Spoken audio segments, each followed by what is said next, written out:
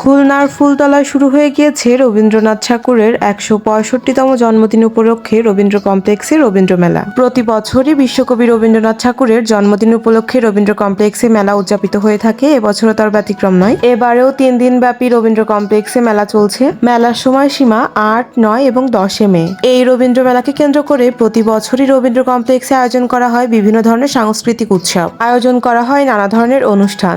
আর এই অনুষ্ঠানে অংশ নিতে বাংলাদেশের দূর দূরান্ত থেকে লোক সমাগমের উপচে পড়া ভিড় লক্ষ্য করা যায় রবীন্দ্র কমপ্লেক্সে। এই মেলাকে কেন্দ্র করে রবীন্দ্রনাথের শ্বশুরবাড়ি অর্থাৎ দক্ষিণধীর রবীন্দ্র কমপ্লেক্স সাজে নতুন রূপে। রাতের বেলা উৎসবমুখর রবীন্দ্র কমপ্লেক্সের বিভিন্ন ধরনের সাজসজ্জা, আলোকসজ্জা, রঙিন বাতি আর রকমারি ডেকোরেশনে রবীন্দ্র কমপ্লেক্সের সৌন্দর্য যেন বহুগুণে উপচে পড়ে, নজর কাড়ে দর্শনার্থীদের। আজ কিন্তু ফুলতলার দক্ষিণধীর রবীন্দ্র কমপ্লেক্সে মেলার দ্বিতীয় দিন। আপনি যদি এই মেলায় অংশগ্রহণ করে থাকেন তবে অবশ্যই এই ভিডিওতে একটা গঠনমূলক কমেন্ট করে যাবেন, এবং যারা এখনো অব্দি মেলাতে অংশগ্রহণ করেনি তারা আশা করছি আজ অথবা কাল মেলাতে অংশগ্রহণ করবেন। ধন্যবাদ সবাইকে। দেখা হবে নতুন কোনো পরবর্তী ভিডিওতে। আর এই ভিডিওটা আপনাদের ভালো লাগলে অবশ্যই এই ভিডিওতে একটা গঠনমূলক কমেন্ট করে যাবেন। আল্লাহ হাফেজ।